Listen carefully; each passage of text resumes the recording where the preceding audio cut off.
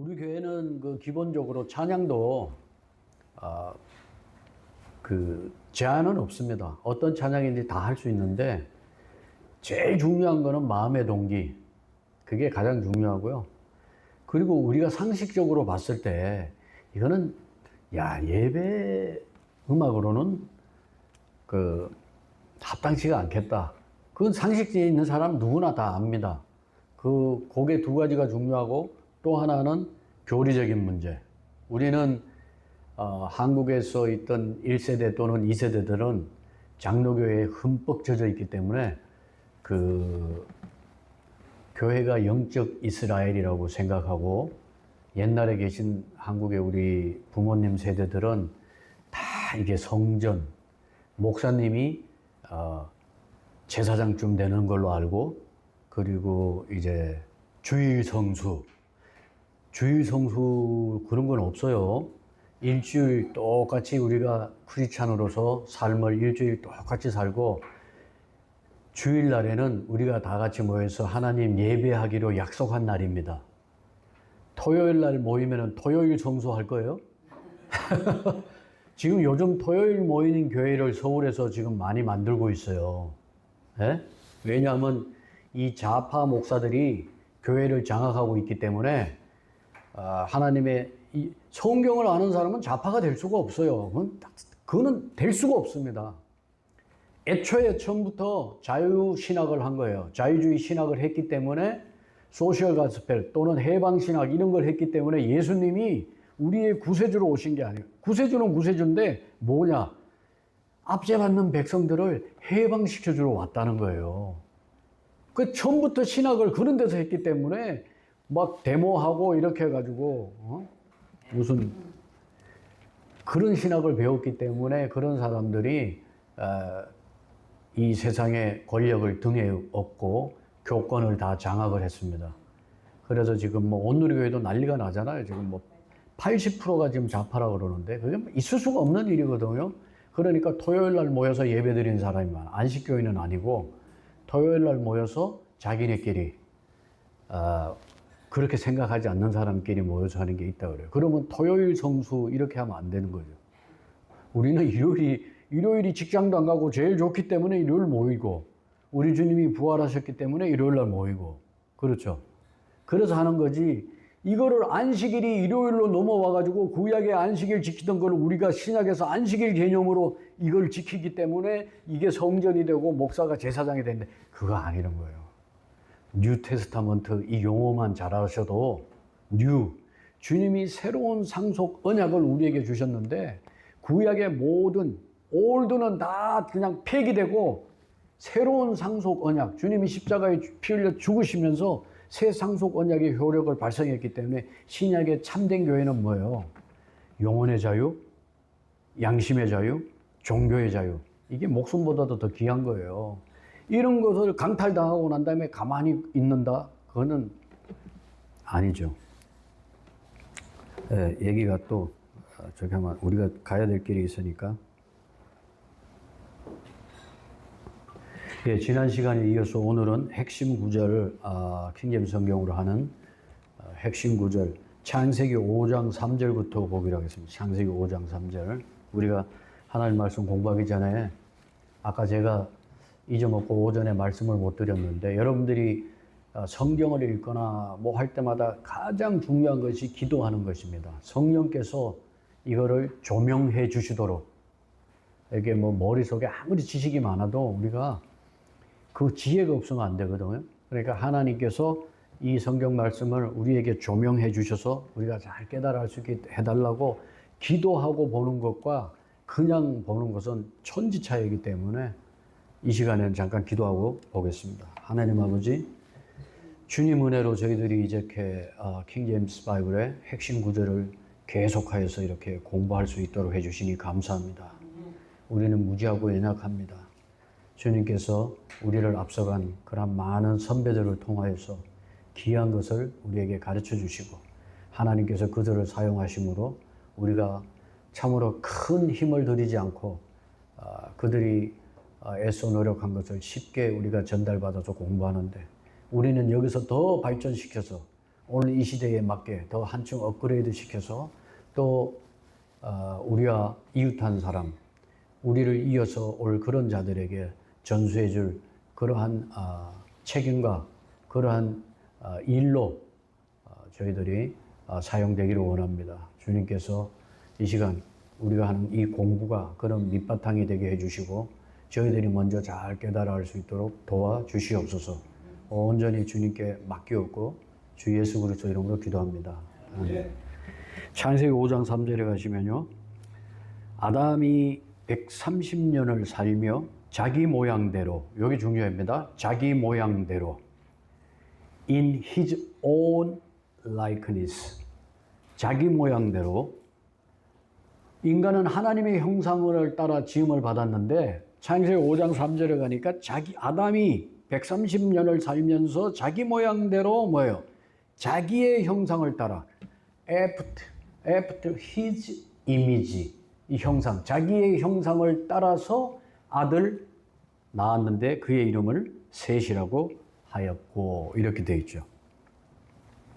이것도 굉장히 많이 사람들이 잘못 사용하고 있는 구절 가운데 하나이기 때문에 여기 핵심 구절에 들어가 있는 겁니다. 여러분들이 교회에서 많은 설교를 듣고 이러한 저러한 책들을 보면은 인간이 누구냐, 그죠? 그래서 인간이 누구냐 하는 것에 대한 인간학이라고 그러죠. 그 인간학에 대해서 뭐 대학에서 공부도 하고 그러는데, 이 철학의 한 부분에서도 소위 인간이란 뭐냐 이런 것이 한 분야가 있어요. 그래서 그런 것들이 이제 뭐 문화 인류학이라 그래가지고 뭐 그런 것도 배우고 그러는데, 하여튼 어쨌든 인간이란 뭔가 하는 것을 다루는 그런 많은 학문들이 있습니다. 학문적인 게. 그런데 이 인간이란 무엇이냐 하는 것에 우리가 보면은 우리 믿는 사람들이 성경에 대해서 얼마나 참 무지하다 그러면 좀 그러고 얼마나 이 감각이 무디냐 하는 것을 우리가 알 수 있죠. 이게 전부 다 인간은 하나님의 형상이라고 그래요. 이걸 공부할 때. 하나님의 형상이 아니라 오늘 5장 3절에 보면은 아담이 자기의 모양대로, 자기 모양대로, 이게 성경을 우리가 봐야죠. 그러니까 지금 현재 인간이 하나님의 형상이라고 가르치면 뭐예요? 그건 잘못된 거죠. 그건 잘못된 겁니다. 왜? 성경이 뭐라 그러냐? 아담이 자기 형상에 따라. 언제 우리가 그러면 하나님의 형상으로 지음받았어요? 하나님의 형상으로 지음받은 것은 아담입니다. 아담이 하나님의 형상으로 지음받았고요. 그런데 그 아담이 타락을 했잖아요. 죄로 말미암아 범죄해서 타락을 했기 때문에 하나님의 형상을 잃어버렸단 말이에요. 그래서 우리가 그 하나님의 형상을 어떻게 되찾느냐? 거듭남을 통해서 되찾는 거예요. 하나님의 형상이신 그리스도, 고린도후서 4장 4절에 가시면은 하나님의 형상이신 그리스도라 그랬어요. 원수 마귀가 그들 속에서 이 세상 신이 누구예요? 지금 이 세상 통치자, 이 세상 신이 마귀잖아요. 공중 권세를 잡은 마귀. 그 마귀가 믿지 않는 자들의 마음을 어떻게 했어요? 가려서. 왜 가려서? 하나님의 형상이신 그리스도의 영광스러운 복음을 알지 못하게, 그 복음의 빛이 그들에게 비치지 못하게 했다고. 누가? 이 세상 신 마귀가. 그래서 복음 전하려고 그러면 어떤 식으로든지 방해가 되는 거죠. 이 세상에서는. 그 하나님의 형상이라고 그러잖아요. 누구? 하나님의 형상이신 그리스도. 히브리서 1장 3절에 가시면 하나님의 정확한 형상이라고 그랬거든요. 여기는 또 히브리서 1장 3절에 가시면은, 자, 하나님의 영광의 강체시요 그분 자체의 정확한 형상이라고 그러잖아요. 그분 자체의 정확한 형상.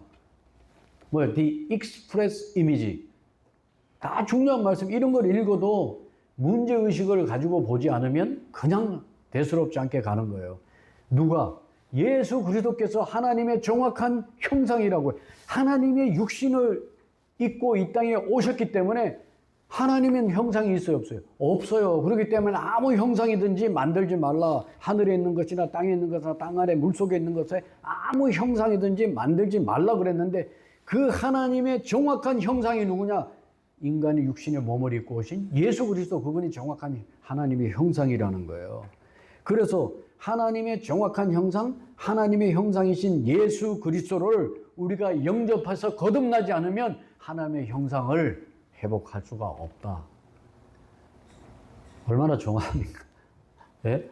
그러니까 지금 믿지 않는 사람 하나님의 형상 아니에요. 지금 현재 있는 사람은. 그래서 하나님의 형상을 되찾기 전에는 인간은 타락한 아담의 형상. 그래서 아담의 성품은 우리는 자연스럽게 드러나는 거예요. 아담의 성품이에요. 타락한 아담의 성품. 자기 모양을, 아담의 모양을 따라서 나서 우리는 아담의 후손들이지 하나님의 형상을 잃어버렸단 말이에요. 근데 사람들이 뭐 인간은 만물의 영장이다, 뭐 하나님의 형상으로 지음받아가지고 여전히 타락했지만 뭐 그런 얘기 많이 하도 뭐 사람이 꽃보다 아름다워, 이런 미친 노래를 부른 무슨 운동권 출신의 어떤 인간이 하나 있더라고요. 그래서 저 인간이 통기타 메고 나와가지고 이렇게 막 좌파들이 막 엄청 밀어줘가지고 뭐 떼돈을 벌어가지고 뭐 떵떵거리고, 운동권이라는 녀석이 대학가에 돌아다니면서 운동권 노래 부르고 그러던 놈이 뭐 꽃보다 아름다워 그러면서 TV에서 나오더니 엄청나게 돈을 벌어가지고 나중에 돈 벌고 나니까 완전히 자본주의에서 물들어 있는 사람보다 더 타락했어. 더 호사를 누리고, 그렇게 뭐 노동자가 어떠고 저떠고 그러고 돌아다니고 돈 버니까 자본주의에서 익숙한 사람보다 더 타락했어. 그건 누군지 알죠? 꽃보다 아름다워 그러면서 노래 부르고 돌아다니 키 큰 정신 나간 인간이 하나 있는데, 꽃보다 아름답기는 꽃이 아름답지 뭔 사람이 아름다워. 사람이 예수 믿고 회개하고 그랬을 때 아름답죠. 에?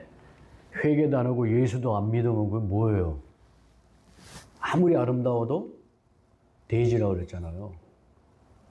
아무리 멋있어도 개라고 그랬잖아요. 성경에서는. 성경대로 표현하면은, 에? 성경에서는 믿지 않는 남자는 개, 믿지 않는 여자는 돼지라고 묘사가 돼 있잖아요. 개, 돼지는, 개, 돼지는 뭐 꽃보다 아름다워요. 예수 믿었으니까 좋아요, 여러분이. 아름다운 거예요. 왜? 이 안에 하나님의 형상이신 그리스도가 이 안에 있기 때문에 우리는 질그릇 같은 이런, 이 그릇이지만 이 안에 보배가 담겨 있기 때문에 우리가 귀한 거라는 거죠. 하나님의 형상이. 그래가지고 무슨 아니, 예를 들어서 인간이 하나님의 형상이면 뭐하러 거듭나냐고요. 거듭날 필요가 없지. 하나님의 형상인데. 뭐 거꾸로 거듭나서 마귀의 형상이 되고 싶은가? 거듭날 필요가 없는 거예요. 하나님의 형상이면. 안 그래요? 조금만 생각해봐도. 옛날에 무슨 한국에 유명한 사람이 있어요. 뒷골목의 전도사.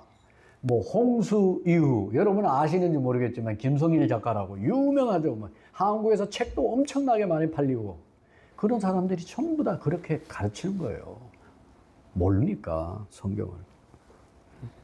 골로새서 3장 10절에 가시면은 하나님의 형상을 언제 되찾냐? 새 사람을 입었으니, 이 새 사람이 뭐예요? 새 사람이 예수 그리스도예요. 이 새 사람. 우리가 예수 그리스도를 입은 거예요. 새 사람을 입었는데 이 새 사람은 뭐예요? 이 새 사람은 누구냐고 가르쳐 주잖아. 그를 창조하신 분의 형상을 따라 지식에서 새로운 지은 자라. 우리가 예수 그리스도를 입었기 때문에. 자기가 여기 인간이잖아요. 인간을 창조하신 분의 형상을 따라 지식에서 새로워진 자, 즉 거듭났다 그 말입니다. 그런데 뭐를 따라? 창조하신 분의 형상을 따라. 창조하신 분의 형상, 즉 예수 그리스도를 따라 이 말이에요. 따라서 하나님의 형상은 뭐냐? 새로워지기 전에, 우리가 거듭나기 전에는 하나님의 형상이 없는 겁니다. 자, 로마서 8장에 가면 뭐라고 그러는지 한번 보겠습니다. 그리스도의 영이 없으면 그리스도의 사람이 아니다. 로마서 8장 9절. 그런데 그리스도의 영이 없으면 그리스도의 사람이 아니라고 그랬잖아요. 그러나 너희 안에 하나님의 영이 성령이죠. 성령이 거하시면 성령이 그리스도의 영이고 같은 말입니다. 너희가 육신 안에 있지 않고 성령 안에 있나니 이제 어떤 사람에게 그리스도의 영이요. 그러니까 성령께서 의도적으로 하나님의 영이라고 했다가 그 밑에서는 같은 구절에서 그리스도의 영이라고 하고 또 다른 데서는 성령이라고 하고 이렇게 의도적으로 그래서 성경을 한 군데만 보는 게 아니라 성경을 보면은 여러 군데에서 의도적으로 우리에게 가르쳐 주시는 거예요. 그래서 이사야서 말씀처럼 여기서도 조금 저기서도 조금 우리가 그렇게 해서 다 성경을 부지런히 읽을 때 이 자체적으로 해석을 해주는 거죠. 그래서 이제 어떤 사람에게 그리스도의 영, 즉 하나님의 영, 성령이 없으면 그 사람은 그분의 사람이 아니라고 그렇게 얘기했죠. 그래서 하나님의 형상이신 아까 우리가 봤던 고린도후서 4장 4절에 하나님의 형상이신 그리스도. 골로새서 1장 15절에도 가면은 하나님의 정확한 형상이라고 그랬고요. 아까 히브리서 1장 13절, 골로새서 1장 15절. 그분께서는 보이지 아니한다 그래요. 하나님은 원래 볼 수도 없잖아요. 회전하는 그림자도 없으시고. 왜? 하나님은 영이시니까 볼 수도 없고 회전하는 그림자도 없는데 그분께서는 보이지 아니한다고. 그런데 보이지 아니하는 하나님, 그 하나님의 형상이 예수 그리스도라는 거예요. 그렇죠? 모든 창조물에 처음 난다. 디모데전서 3장 16절로 이제 가시면은 하나님이 God was manifest in the flesh. 하나님이 육체 안에 나타나신 게 논쟁의 여지가 없이 하나님의 성품에, 이 하나님의 성품이 뭐냐? 이걸 하나님의 성품이라고 이렇게 번역을 했는데 우리가 옛날에는 이걸 경건이라고 해서 경건의 신비. 그 하나님의 성품 왜? 경건이라고 하나님처럼 가들리 그랬으니까 하나님처럼이니까 그거를 경건이라고 그랬는데 이분은 더 풀어서 썼단 말이에요. 하나님처럼이니까 그거를 하나님의 성품이라고 번역을 했는데 그 초창기에는 경건의 신비라고 그랬거든요. 그래서 성경에 하나님의 성품이라고 나오면 그게 경건이라고 두 개를 같이 생각하세요. 가들리라고 영어로 보면은 그렇게 나와 있잖아요.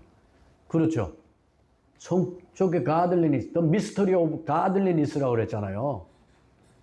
그 신비가 뭐예요? God was manifest in the flesh. 하나님이 육체 안에 나타나신 게 논쟁의 여지가 없이 경건의 신비인데 이 신비는 뭐라고 그랬어요?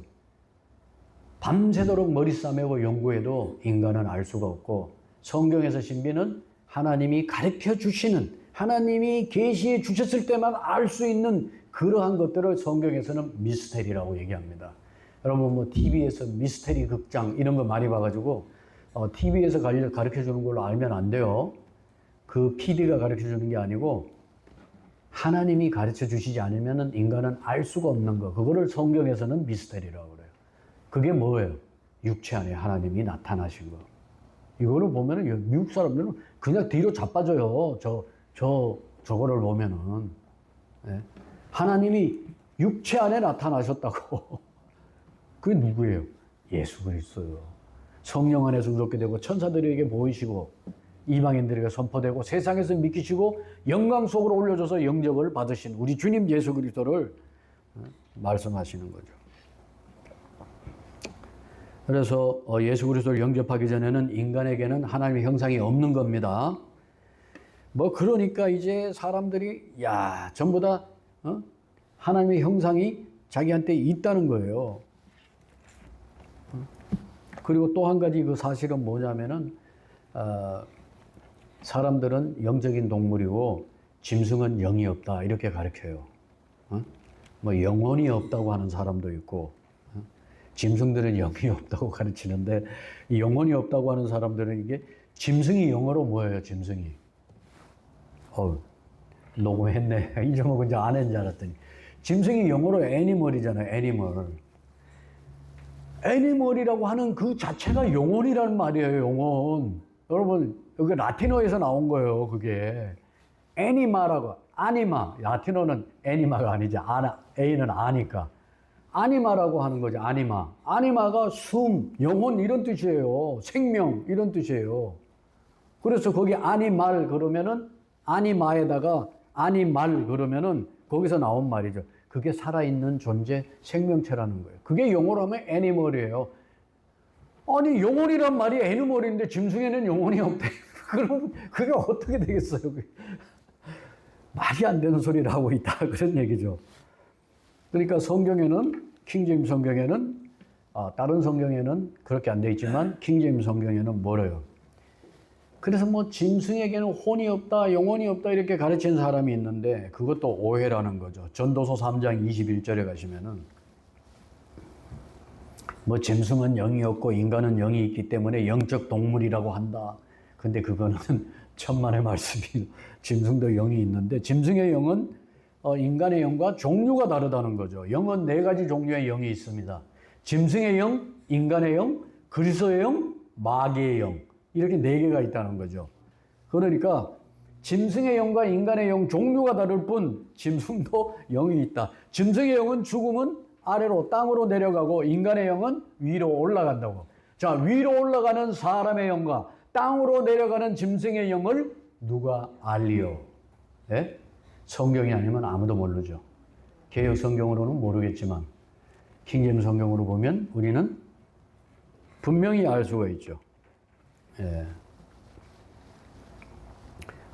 그러니까 지금부터 나가가지고 여러분들이 누가 가가지고 무슨 크리스찬이라고 하면서 짐승의 영이 있다고 하면 얘기해 보세요.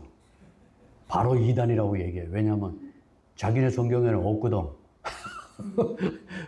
자기는 나 어저께 너무 진짜 감격을 많이 했어요. 차 타고 가면서 둘이서 그 선교사님하고 둘이서 왔다 갔다 하면서 4시간을 얘기를 했는데 장로교 백그라운드가 있거든요.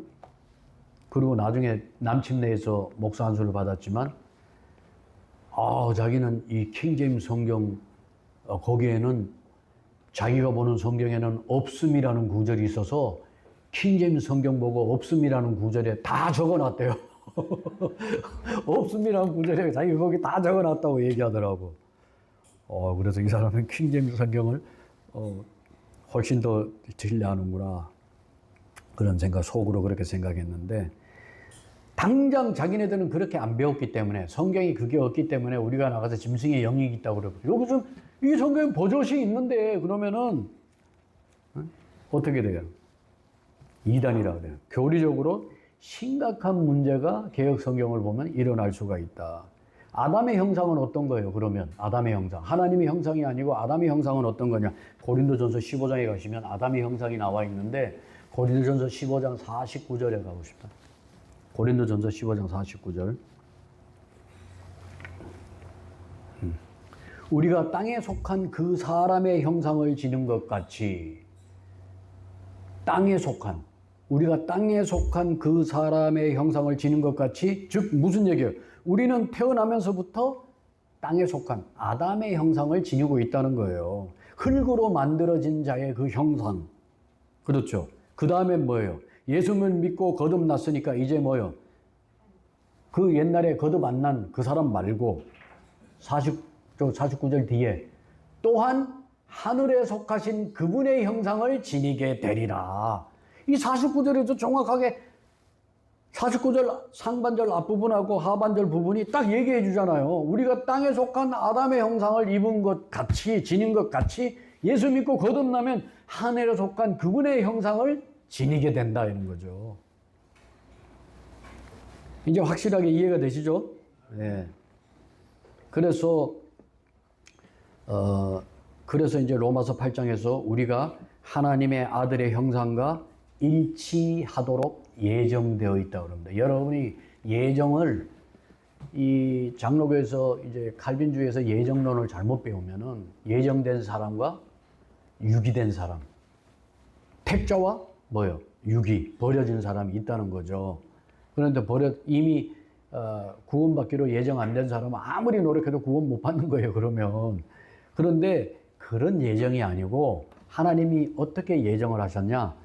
나중에 내 아들 예수 그리스도를 믿게 되는 그 사람은 하나님의 아들의 형상과 일치하도록 예정하셨다는 거예요. 이 예정을 얘기하는 거예요. 로마서 8장. 29절입니다. 네, 로마 8장. 자, 그분께서는 자신이 뭐예요? 미리 아신, 절대 예정이 아닙니다. 미리 아심을 따른 예정. 하나님은 모든 걸 미리 아시기 때문에 나중에 예수 믿을 자와 안 믿을 자를 아시잖아요. 그러니까 예수 믿는 사람은 뭐예요? 하나님의 아들의 형상과 일치시키기로 예정해서 해놓으셨다고.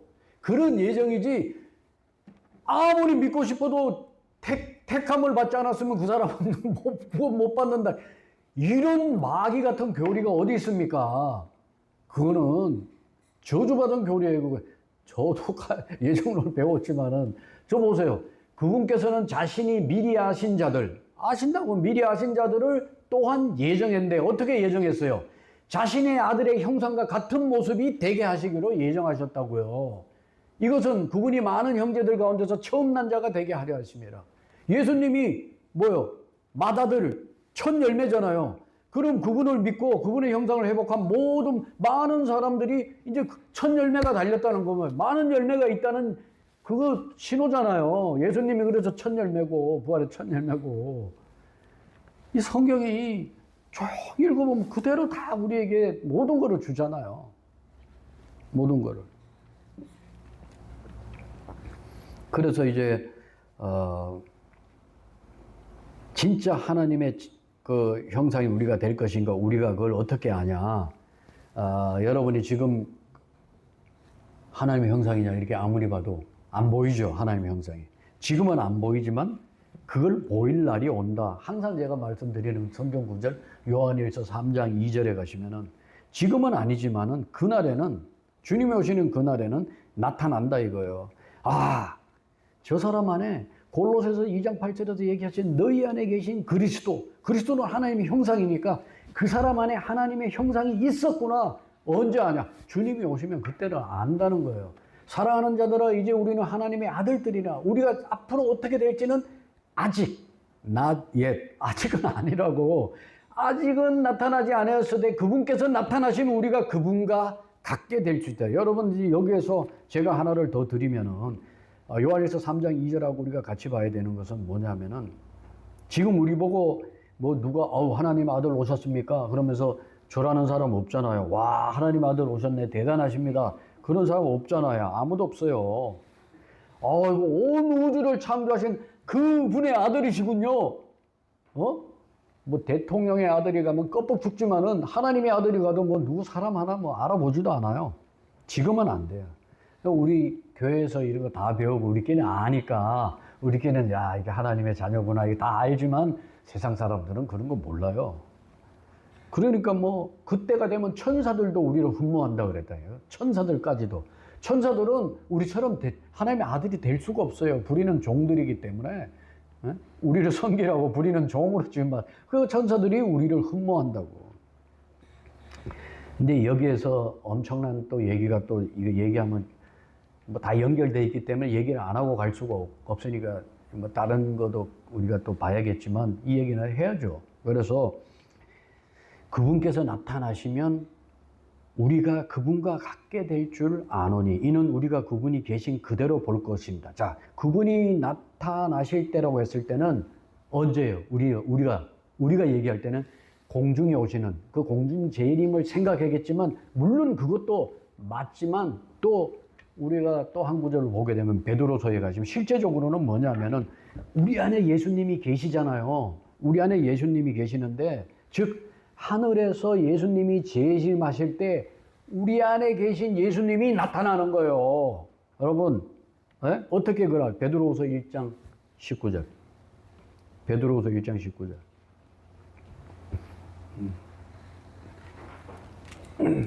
자, 또한 우리에게 더 확실한 대언의 말씀이 있어요. 베드로는 변화산에서 우리 주님의 재림하시는 그 모습을 직접 본 사람이에요.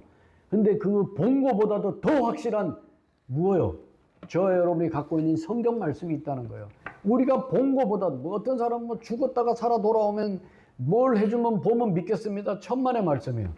이 성경을 가지고 못 믿는 사람은 죽었다 우리말이 그런 거예요. 죽었다 깨어나도 안 돼, 그런 얘기잖아요.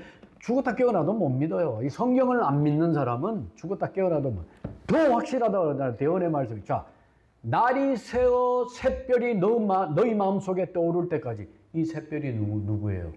샛별. 해가 뜨기 전까지 맨 마지막에 그 밝게 빛나는 그 샛별. Jesus Morning Star. 이 샛별이란 말이에요. 예수님이에요. 예수님. 우리 안에 계신 그 예수님이 날이 새워 뭐요? 해가 뜰 때 의의 태양이 떠오른 거예요. 주님 재림에 묘사하잖아요. 말라기에서. 주님이 오실 때 우리 안에 있던 그 샛별이 뭐요? 나타나는 거예요. 떠오르는 거예요. 응? 우리 안에 예수님이 나타나는 거예요. 이게. 예수 그리스도. 이분이 샛별은 새벽별을 얘기하는 거예요. 새벽별. 빛나는 새벽별. 우리가 이 땅 위에 비길 것이 없다. 그 새벽. 그럼 우리 마음에서 예수 그리스도가 떠오르기까지. 이게 언제예요? 재림이잖아요. 얼마나 성경이 서로 신비롭게 잘 맞습니까? 우리 예수님이 공중에 재림하시면은 내 안에 계신 예수님이 바깥으로 드러나는 거예요. 이게 굉장히 신비하죠. 그러면 사람들이 보고 뭐라 그래요? 아, 옛날에 복음성가에 우리들은 작은 예수 그런 복음성가가 있었어요. 그때 저 사람이 작은 예수였구나. 그때 그러는 거지. 지금은 작은 예수 안 해요. 지금은. 그래서 아는 거예요. 사람들이 그때 가서. 지금은 뭐예요? 아직 안 나타났으니까 주님과 함께 왕노릇 한다고 왕처럼 그렇게 하면 안 돼요. 어디 가서 지금은 안 된다고. 곤란해요. 그렇게 하면.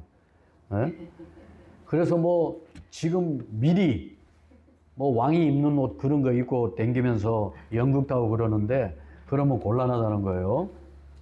너는 왕자다, 나는 공주다 그러면서 여름 성경학교 보면 애들이 노래하고 그러는데 지금은 아니라는 거예요. 지금은 그게 이제 다 장로교의 배경 아래 있어서 그런 거예요.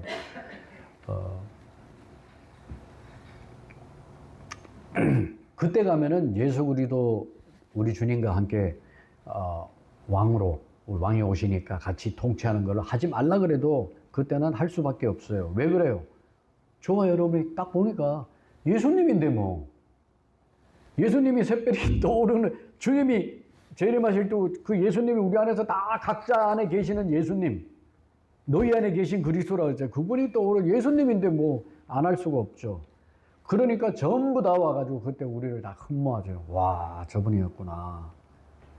그때 가서 왕과 함께 통치하는 거고 지금은 자기를 부인하고 십자가 지고 따르는 거죠. 그래서 그날을 생각하시면서 오늘의 내 십자가를 지고 걸어가실 때 좀 힘들어도 그날을 생각하시면서 소망 가운데 그렇게 걸어가는 거죠. 지금은 아무도 안 알아줍니다. 지금 많이 알아주는 사람은 솔직히 수상한 사람이에요. 진짜 알아줄 만한 사람들은 아무도 몰라요. 알아주는 것을 원치 않기 때문에. 근데 원치 않아도 알려주는 경우가 있더라고, 어떤 경우에는. 여러분들 보고 누가 와가지고 하나님의 자녀라고 와가지고 대접을 융숭하게 하는 거 아니잖아요. 자, 5장 29절로 가겠습니다. 5장 29절 가시면. 자, 그의 이름을 노아라 하며 이르되 바로 이 아들이 주께서 저주하신 땅으로 인해 우리가 하는 일과 우리 손의 수고에 대하여 우리를 위로하리라 하였더라. 노아가 안식 또는 위로하리라. 그 이름 뜻이 거기 나오잖아. 위로 이런 거거든요. 노아의 이름 뜻이. 그래서 노아라는 이름 뜻에서 알 수 있는 아주 그 중요한 구절이에요.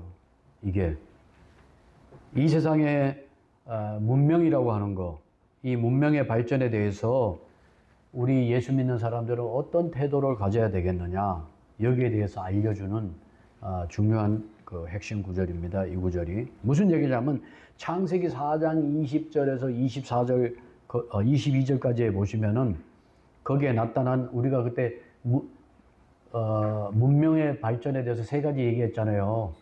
네? 그러면서 문화적인 얘기도 했고, 그래서 그 창세기 4장 20절에서 22절에 나타난 어떤 물질적인 진보에 대한 태도는 철저히 우리는 그리스도인들은 부정적인 태도다. 부정적이다. 그때 그 말씀을 드렸습니다.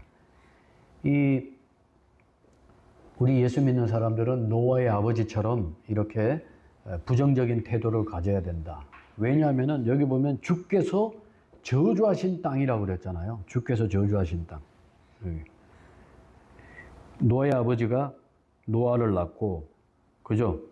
라멕이 아들을 낳고, 노아라고 하면서 바로 이 아들이 주께서 저주하신 땅이라고 그랬잖아요. 이 문명의 발전에 대한 우리의 시각이 노아의 아버지처럼 이런 것으로 봐야 돼요. 이 땅에 있는 것을. 이런 시각으로 봐야 된다. 이 땅에서 천년 만년 살 것처럼 그렇게 하면 안 된다. 자, 좋다 그러면서 초막셋을 짓고 뭐 이렇게 하면서 주님께서 겨자씨 비유를 하시면서 말씀하셨죠. 겨자씨는 1년생 나물인데 이게 변질이 돼가지고 큰 나무가 되어버렸잖아요. 겨자는 1년생 나물이거든요. 그게 변질이 돼서 큰 나무가 돼서 거기에 온갖 새들이 와서 거기에 이제 깃드는 건데, 그렇게 되는 건데, 분명히 땅이 저주를 받았다 그러죠.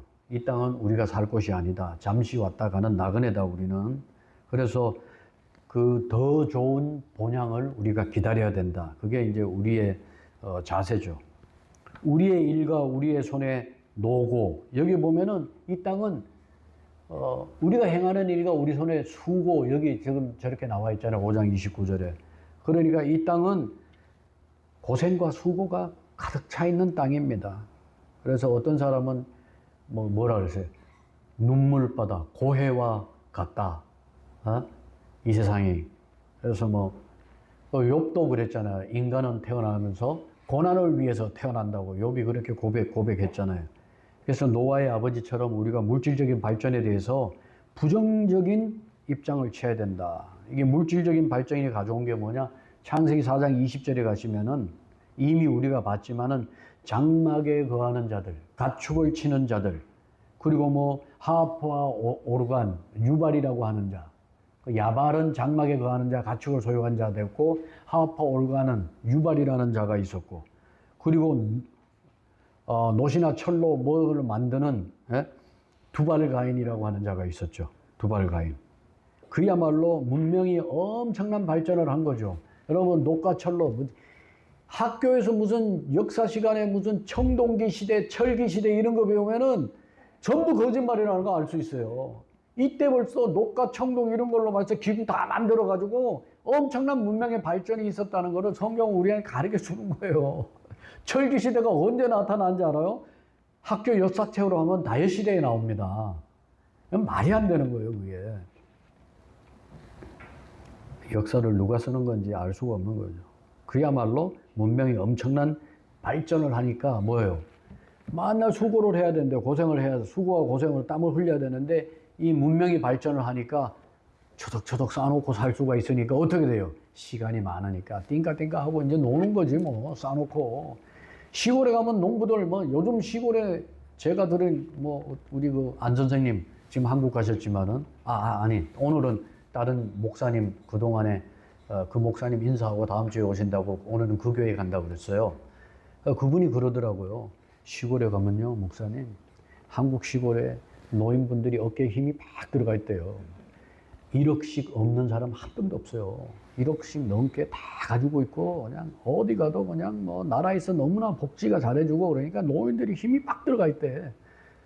아니, 농사, 옛날에도 시골에 가면 농사 다 지어놓고 겨울에는 뭐예요? 겨울에는 고수톱 치는 거지, 그냥. 겨울 내내 이 집 저 집 돌아다니면서 그냥, 고수톱 치고 그냥 도박이나 하고. 똑같아요. 문명이 발달하니까 먹을 거 싸놓고 이제 걱정 없잖아, 이제. 그러니까 띵까띵까하고 노는 거에서 춤추고 그거밖에 한 게 없어.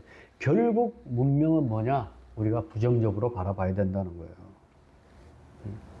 사사기 6장 12절에 가시면은, 사사기 6장 12절에 이하 14절 가시면 기드온. 이 기드온을 아주 위대한 용사, 힘센 용사로 만든 게 뭐냐? 부정적인 사고방식이에요.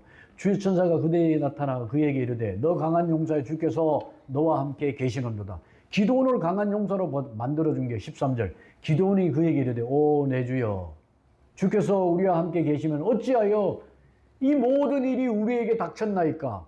부정적 시각이에요, 이게. 또 우리 조상들이 우리에게 말해준 그분의 모든 기적들은 어디에 있나이까. 그들이 말하기를 주께서 우리를 이집트에서 데리고 올라오지 아니하나이까 하였나이다. 그러나 이제 주께서 우리를 버리사 그 미디안 족속들에게 손에 넘겨주셨나이다 하거늘 14절에 계속 가시면은 주께서 그를 14절 바라보시며 이르시되 너는 너의 이 힘을 의지하고 가서 이스라엘을 미디안 족속의 손에서 구원할지리라. 내가 너를 보내지 아니하였느냐 하시니. 주의 천사가 이제 기도원에게 나타났죠. 나타나가지고 하니까 기도원은 그때 자기를 힘생용사로 만들어준 그 사고방식이 뭐냐? 긍정. 요즘은 어디서 배웠는지 누구한테 들었는지 긍정적 사고방식이 이 세상을 판을 치고 있어요. 그리고 무슨 그 이름을 까먹었네 갑자기. 여기 릭 워렌 같은 무슨 뭐죠 그거? 목적이 이끄는 삶. 아니 그런 거는 어디 가서 안 가르쳐줘도 기가 막히게 알고 있어요. 목적이 삶을 이끄면 큰일 납니다, 여러분. 아이고 참. 그게 바로 이런 것들이 다 진화론적 사고방식이라는 거예요. 이게 머릿속에 딱 그냥 그게 들어차 있는 거죠, 현대인들이. 그래서 사람들은 계속해서 교회가 발전할 것처럼 생각하고 있어요. 교회는 그 사도 바울이 그때 있었던 그 초대교회 당시 그 순수한 교회로부터 시작해서 지금까지 계속해서 타락해서 내려왔어요. 그래서 종교개혁 당시에 그때를 빌라델피아 교회 시대, 우리가 주님이 소아시아의 7교회 편지하라 그러잖아요. 마지막 우리는 지금 라오디케아라는 뜻이 뭐냐면요, 시민이라는 뜻이에요. 그리고 시빌 라이츠, 시민의 권리. 지금 교회 안에 이 라오디케아 시대에는 교회 안에 하나님의 권리는 없고 인간들만 서로 싸워. 이 교회가 네 거냐 내 거냐, 교회 이런 거 가지고 싸우고 하나님은 없고 지금 인간의 권리만 있는 그 교회. 볼지어다 내가 문 밖에서 두드러오니 누구든지 나의 음성을 듣고 문을 열면 내가 그에게 들어가 그로 더불어 먹고 그는 나로 더불어 먹으리라. 그게 우리가 복음 전할 때 사용하지만 실제적으로는 이 라오디케아 시대의 교회에 주님이 문 밖에 서 계시고 인간들만 이 안에서 복잡거린다는 얘기예요. 그런데 역사에서 다 타락해 왔지만 종교개혁 당시에 그때 빌라델피아 교회 시대에 잠깐 반짝하다가 이제 마지막 배교의 시대로 들어온 거예요. 지금 저와 여러분 이 배교의 시대에 살고 있어요. 네?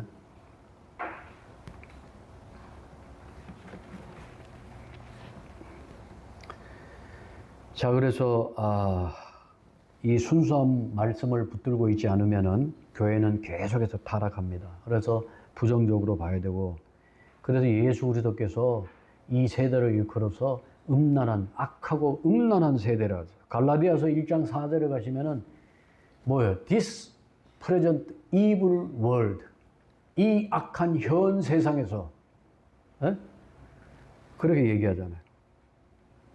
부정적 시각에서 우리를 바라봐야 된다. 인간은 죄인이라는 거죠.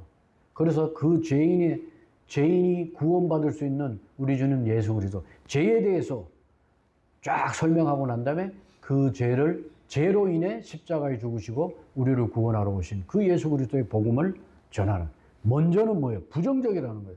예수 그리스도가 없으면 안 된다는 거예요. 죄로 말미암아 죽을 수밖에 없는 인간이라는 걸, 그 메시지가 먼저 나가야죠. 그래서 그러면 내가 누구를 어떻게가 아니라 어떤 것이 아니고 무엇이 아니고 누구를 믿어야 되겠습니까? 이게 복음이죠. 자, 그래서 창세기 6장 2절. 오늘 그 굵직굵직한 주제가 많이 나오네요. 창세기 6장 2절에 가시면 하나님의 아들들이 사람들의 딸들을 보되 그들이 아름다운 것을 보고 자기들이 택한 모든 자를 자기를 위해 아내로 삼으니라. 야, 이제 엄청난 얘기죠.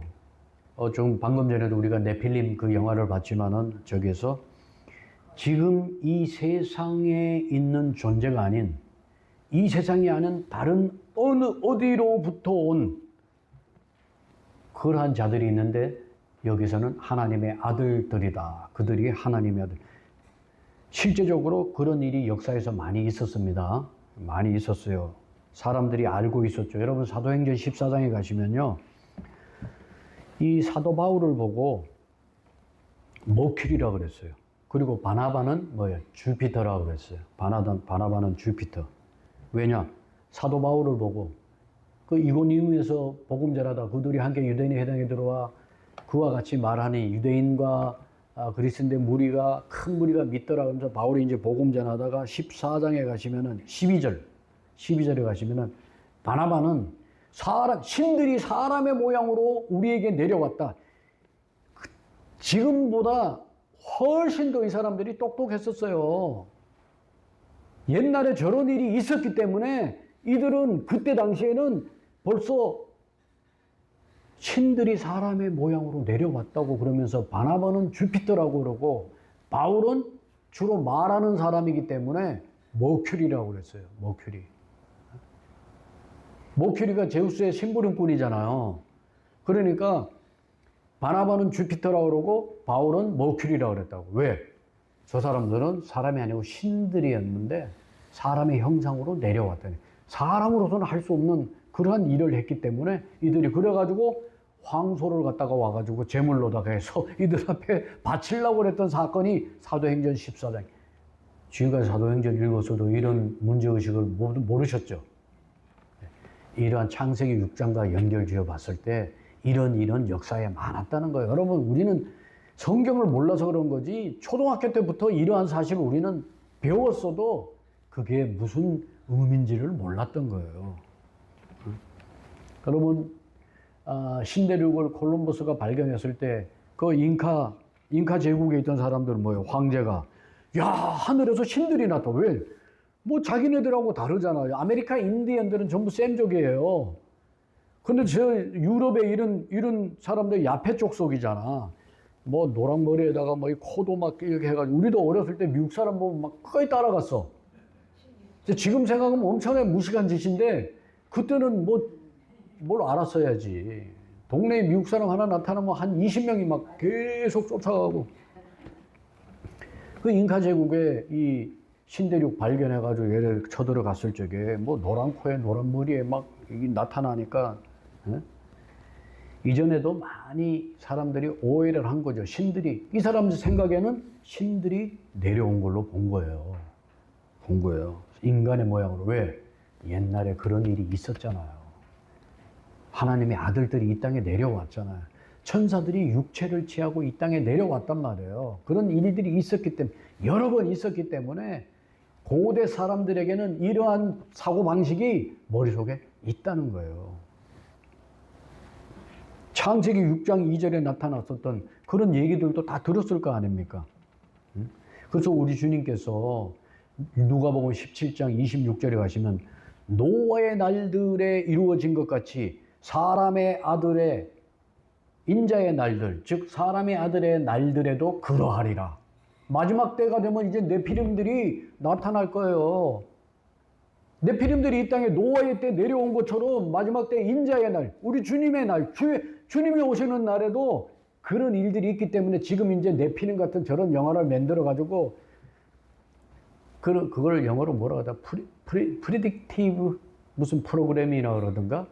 미리 영화들을 통해가지고 싹 다 보여주는 거예요. 사람들을 준비를 시켜놓는 거야. 안티크라이스트가 오는 그 무대를 다 마련하는 거예요, 밑에서. 뭐 하루 이틀에 하는 게 아니라요. 서서히 조금씩. 한 번에 팍 하면 이게 사람들이 이게 너무 쇼크가 되기 때문에 그냥 못 받아들이거든요. 서서히 밑작업을 지금 하고 있는 거예요. 출애굽기 19장 11절에 가시면은 우리 하나님께서 시내산에 내려오신다고 그랬거든요. 셋째 날을 예비하라고 그러잖아요. 셋째 날 뭐 엿새 후 이런 거 다 중요한 얘기라고 제가 말씀드렸잖아요. 그렇죠. 신약 2000년이 지나고 하루가 1000년 같은 그 천년 체계에 의해서 하나님은 1000년이 하루 같고 하루가 1000년 같은 분인데 2000년 신약이 끝나면 셋째 날 뭐요? 우리 주님의 재림하시는 하셔서 마지막 뭐요? 구약 4000년 4일, 신약 2000년 2일, 마지막 1000년 천년왕국 하루. 그래서 세븐이라 되는 거예요. 세븐. 네? 그래서 온 백성의 눈앞에서 내가 시내산에 주께서 내려올 것이기 때문에 너희들은 셋째 날을 예비하라. 이런 것들이 그다음 마귀들도 배워가지고 인간 육체를 취하고 이제 이게 내려오는데 예? 전설에도 있었고 옛날에도 많은 게 이 전설이 그냥 있었던 게 아니죠. 나타났다는 얘기는 노아 홍수 때 다 죽었는데 이런 얘기 들었는데 창세기 6장 4절을 한번 보세요. 6장 4절. 6장 4절에 가시면은 당시에 땅에는 거인들이 있었고 아까 거기는 자이언트라고 딱 나왔죠. 네필림하고 우리가 그 영화 볼 때 그죠? 자이언트라 나와 있는데 개역 성경은 그냥 네피림이라고 해놨어. 네피림. 네피림이 뭔지 뭐 안 가르쳐주면 누가 뭔지 알 수가 없죠. 당시에는 땅에 거인들이 있었고 이게 네필림입니다. 거인들이 있었고 그 뒤에도 이게 중요한 거예요. 그 뒤에도 즉 하나님의 아들들이 이 하나님의 아들들은 뭐예요 그러면? 네피림이라는 거예요. 거인들이 성령께서 이제 우리에게 깨닫게 해주시는 그 방식을 아시겠어요? 성경을 보시면 앞에는 설명을 해주고 그 뒤에 뭐예요? 곧 하나님의 아들들이라고 가르쳐 주잖아요. 스스로 설명을 해주잖아. 거인들이 하나님의 아들인데 저 거인들은 어디서 태어났어요? 저 천사들이 육신을 입고 이 땅에 와서 인간 딸들하고의 사이에서 저 자이언트 하이브리드 거인들이 나타난 거예요. 그 거인들을 성경에서 하나님의 아들들이라고 이렇게 부른다는 거. 이건 뭐 성경만 자세히 보면 그냥 나오는 얘기잖아요. 그 뒤에도 이러한 거인들이 하나님의 아들들이 있었다고 그러잖아요. 그러니까 뭐요? 노아와 그 세 아들들의 노아 부부와 노아의 부인, 그죠? 노아의 부인, 그리고 세 아들들의 아들들과 그 며느리들 해서 8명만, 그러면 그 가운데 거인의 후손들이 있었나? 그 8명 가운데 하나가? 아니면 그 위에 천사들이 내려와서 또 인간의 딸들하고 거인을 낳았거나. 두 가지 가능성밖에 없는 거죠. 그러나 우리가 볼 때 노아는 당대의 완전한 자라고 했었기 때문에 그 후에도 천사들이 육체를 취하고 이 땅에 내려왔다. 이런 것들이 고대 사람들의 머리에 있었기 때문에 사람이 할 수 없는 그러한 일들을 보았을 때는 신들이 사람의 모양으로 이 땅에 내려왔다고 고대 사람들은 자연스럽게 생각했다는 얘기예요. 이해가 되시죠? 그러니까 싹 우리 안에 있는 쓰레기 같은 거 싹 버리고 성경적인 걸로 우리가 다 이거를 트랜스폼 돼야 된다는 거죠. 뭐 요즘 영화를 보면은 무슨 뭐 요즘도 아니야. 제가 벌써 본 게 수십 년 된 것 같아요. 천사하고 인간하고 외계인하고 인간하고 사랑을 나누는 그런 드라마와 영화가 있어요. 그래서 막 천사 정말 엄청난 능력자죠. 그러니까 그 사랑을 나누는데 너 엄청난 능력자니까 인간들이 나도 한번 해봤으면 좋겠다. 이렇게 되는 거예요. 그들과 그 작업 벌써 거기 작업에 걸려든 거예요. 그거를 하기 위해서 그들이 나타났을 때 호의적으로 맞아주기 위해서 자 나중에 네필림들이 UFO가 그냥 새카맣게 날라와. UFO를 딱 타고 그 가운데만 어마어마한 UFO 있잖아요.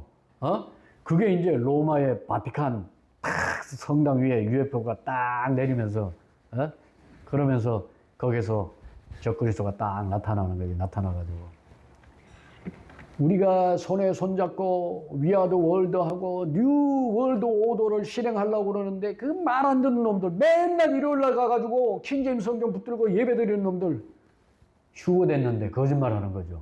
휴거됐는데 적그리스도 와가지고 내가 한쪽에다 다 저기 저 행성에다가 다 가둬놓고 분리시켰어요. 그 놈들은 우리가 하나 되지 않으려고 그래서 내가 다 해놨습니다. 그리고 기적을 막 일으키면서 확 적그리스도 나타나고 그러면 사람들이 이거 완전 이 온 세계를 다스리는 훌륭한 지도자가 나타났다 그러고 다 속는 거지 뭐 그게. UFO 탁탁 타고 내려와갖고 그런 것들이 다 여러분들 보면은 인디펜던스 데이라든가 뭐 이런 것들이 벌써 사전 작업을 다 하고 있는 거예요. 어마어마한.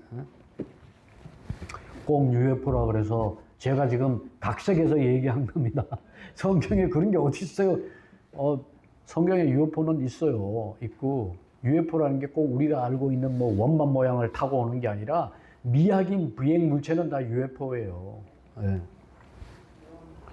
그래서 영화나 TV에서 천사가 이게 사람하고 같이 그렇게 천사와의 사랑을 주제로 이미 많은 그런 인간들과 사이에서 그런 주제들이 많이 나와 있기 때문에요.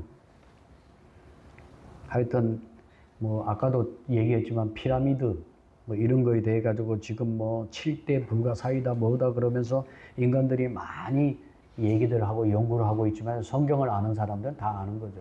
그 인간의 작품이 아닙니다. 그리고 저기 제가 한번 가보고 싶어 했던 마추픽추 같은 것도 그 인간의 작품이 아니에요. 여러분, 수십 톤, 수백 톤 되는 돌을 인간이 무슨 수로 거기서 산꼭대기에다 갖다 올립니까? 그건 아니고 고대의 거인들이 다 있었다는 거예요. 그 거인들이 고대에 했던 작업을 인간들이 해놓은 거는 그 위에 요만한 돌들 갖다가 중축해 놓은 것밖에 없어요. 예? 나중에 거석 문화가 따로 있어요, 또. 그거는 거석 문화, 그걸 그때 할 때 또 하겠습니다. 그런 주제가 나올 때. 자, 우리나라, 멕시코, 뭐, 어딜 가도 다 그런 주제가 다 있어요. 우리나라에도 환인이 있었잖아요. 환인, 하나님. 환인이 있었고, 하나님의 아들이 누구예요? 여러분 학교 다닐 때, 당군신화 다, 환웅이잖아, 환웅. 하나님 한인이 있었고, 한인의 아들 환웅이 있었잖아요. 그 다음엔 뭐가 있어, 이 땅에? 웅녀가 있었지, 웅녀가 뭔 당군이 있어. 그 하나님의 아들과 사람의 딸, 웅녀 그러니까 진짜 곰이 아니고, 여러분이 하나님의 아들이 이 땅에 내려와서 웅녀, 즉 사람의 딸들과 사이에서 뭐가 나와 있어? 당군과 같은 거인, 어마어마한 용맹스러운 고대의 용사들이 나왔다는 거예요. 그 당군 신화의 이게 하나님의 아들과 세상의 딸 웅녀. 그렇죠. 한웅과 웅녀가 결혼했더니 그러한 거대한 민족 영웅이 나왔다. 그런 얘기예요.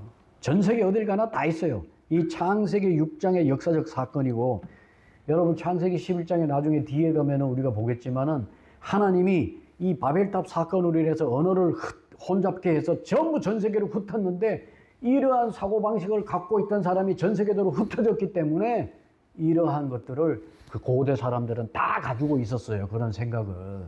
여러분들, 이 팔레스타인을 위쪽으로, 아래쪽으로 이집트 그 경계로 해가지고, 다윗의 통일왕국 있잖아요. 다윗의 통일왕국을 해서 이렇게 피라미드처럼 삼각형을 딱 그으면은, 삼각형을 이렇게 팔레스타인 땅에서 이렇게 삼각형을 딱 그으면은 이쪽으로는 유럽이 돼요. 이쪽으로는 아시아가 돼요. 아래로는 아프리카 돼요. 셈함 야벳이 그렇게 흩어진 거예요. 셈 족속은 뭐예요? 우리 다 셈이잖아요. 아시아 쪽에. 그리고 이 이집트 쪽에는 함족. 이 야펫 족속은 그렇잖아요. 팔레스타인 땅이 지금 지도가 없지만 팔레스타인 땅을 여기 이렇게 지중해가 이렇게 있으면은 여기 팔레스타인이 이렇게 다윗 왕국 때 이 삼각형을 그으면은 이쪽으로는 극동 지역으로 가는 거예요. 중동에도 극동으로 가는 거예요. 이쪽은 아프리카고 이쪽은 유럽이에요. 터키가 관문이잖아요. 그쪽 유럽으로 들어가는. 네. 그렇게 돼 있는 거예요. 이 사람들이 전 세계에 흩어지면서 이러한 지식을 가지고 가서 자기가 정착하면서 다 그런 사고방식이 있었기 때문에 거기에서 이러한 당군신화 같은 것이 다 나온 것입니다. 역사를 알면, 우리가 성경을 알면 인간이 하는 모든 짓이 다 보이는 거예요. 뻔히 보이는 거예요. 왜 그랬는지. 그래서 이 구약 성경에서 하나님의 아들들이라고 할 때는 절대 우리 신약 성경에서 하나님의 아들들하고 다르다. 요한복음 1장 12절에 예수 그리스도를 영접한 자들은 선즈 오브 갓, 하나님의 아들들이 되는 거예요. 놀라운 사실은 뭐냐?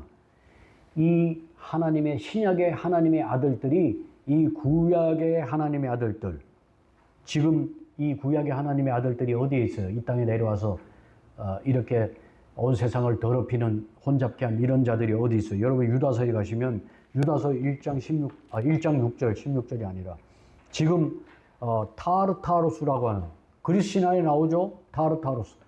지하 감옥에 있어요, 지금. 또 자기들의 처음 신분을 지키지 아니하고 자기들의 처소를 떠난 천사들을 큰 날의 심판 때까지 영존하는 사슬로 묶고 어둠 밑에 예배해 줬다. 나중에 그 지하세계 할 때 또 하겠습니다. 지하세계에 내려가면 아브라함의 품이라는 데가 있죠. 크게 이 지옥이라고 하는데 이 땅 안에 거기에 한쪽에는 아브라함의 품이라는 데가 있고 한쪽에는 그야말로 헬이 있어요. 그 사이에는 큰 구렁텅이가 있고 그거와는 별도로 타르타르수라는 데가 있는데 이러한 하나님의 아들들, 천사들이 육신을 입고 이 땅에 내려왔던 그 자들을 다 가둬서 그 타르타르수에 집어넣어놨단 말이에요. 유다서 1장 6절이 그러한 내용을 얘기하고 있고 베드로전서 3장 19절 가보시면은 우리 주님께서 지하에 이 땅 아래에 내려가셔서 선포하셨어요. 감옥에 있는 영들에게. 우리 주님께서 부활하시고 난 다음에 또한 십자가에 죽으시고 또한 성령으로 말미암아 감옥에 있는 영들에게 가서 선포하는데 그 감옥에 있는 영들은 누구예요? 노아의 날들의 방주를 예비하는 동안 곧 하나님께서 한번 오래 참고 기다리실 때에 불순종하던 자들. 그게 뭐예요? 감옥에 있는 영들. 타르타르스에 지금 가둬놨다는 얘기죠. 방주 안에서 물로 말미암아 구원받은 자가 몇만 안 되는데 누구냐? 8혼이라고 그래. 구약 성경에서는 이 사람을 혼이라고 얘기해요. 혼. 진짜 그 사람. 혼이 같이 상호 교환적으로 쓰였어요. 그 한 사람의 생명을 얘기할 때 그 혼이라고 그러고 사람을 얘기할 때도 혼이라고 그래요. 7혼이라고 그러면 7사람이에요. 그렇게 얘기하는 거예요. 우리 주님이 가셔가지고 그들에게 심판, 즉 예수 그리스도의 재림을 그때 전파한 거예요. 그때까지 이들이 기다리고 있는 거예요. 지하에서. 그때 가면 고린도전서 6장에 가보시면요. 우리가 신약의 하나님의 아들들인 우리가 구약의 하나님의 아들들인 이 천사들을 우리가 심판한다고 돼 있어요. 고린도전서 6장 3절 가시면은 자 보세요. 우리가 천사들을 판단할 것을 너희가 알지 못하느나 한국말은 판단으로 돼 있지만 영어로 하면요 심판도 되는 거예요. 저지라고 돼 있기 때문에 하나님의 아들인 이 하나님이 얼마나 정말 유머러스 하십니까? 신약의 우리 하나님의 아들들을 통해서 저 구약의 하나님의 아들들을 심판하게 하신다는 거예요. 네? 야, 좀 엄청난 얘기죠. 그런 너희들인데 교회 안에서 조그만 거 가지고 믿지 않는 것처럼 너희들이 세상 사람들 앞에 가가지고 너희들이 재판을 받고 고소하고 그러면 되겠냐? 그런 말이죠. 고린도서에서는. 나중에 구약의 하나님의 아들들인 천사들을 너희들이 판단할 사람들인데 어디 여기 믿지 않는 세상 법정에 가서 믿는 자들끼리 싸우고 고소하고 거기 가서 그런 거 하면 되겠냐? 그런 얘기죠. 우리 하나님께서. 수준이 우리가 천사들을 우리가 재판하는 그런 자들이 될 것인데 조금 손해보고 말지. 저쪽에서 정 우기고 박박 우기고 그러면 조금 손해보고 말지. 악착같이 가가지고 그냥 세상 법정에서 가가지고 재판하고 그러면 되겠느냐. 오늘 여기까지 하고 마치겠습니다. 기도하겠습니다. 다음 시간에는 6장 7절부터 시작하겠습니다.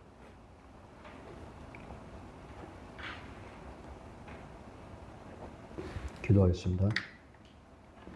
하나님, 오늘 또 우리가 조금 큰 주제들을 다루다가 보니 많은 구절을 하지는 못했지만 그래도 이러한 큰 주제들 시간 관계상 우리가 세밀하게 살펴보진 못했지만 하나님께서 은혜 베푸셔서 이 구절들을 우리가 다시 한번 읽고 공부할 때 더 깊은 내용까지라도 우리 하나님께서 잘 우리가 깨달을 수 있도록 도와주셔서 우리가 하나님께서 기록하신 이 말씀을 다루는데 능숙한 사람이 되어서 언제든지 우리의 소망에 관해서 묻는 자들에게 그 이유를 우리가 답할 것을 예비하고 또 그리스도의 복음을 이 세상에 주시는 그날까지 우리가 전파하는 하나님의 신실한 사람들이 다 되게 해 주옵소서.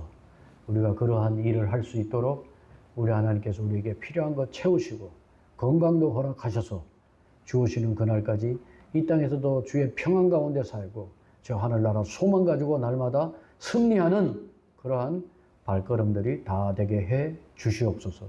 주 예수 그리스도 이름으로 기도합니다.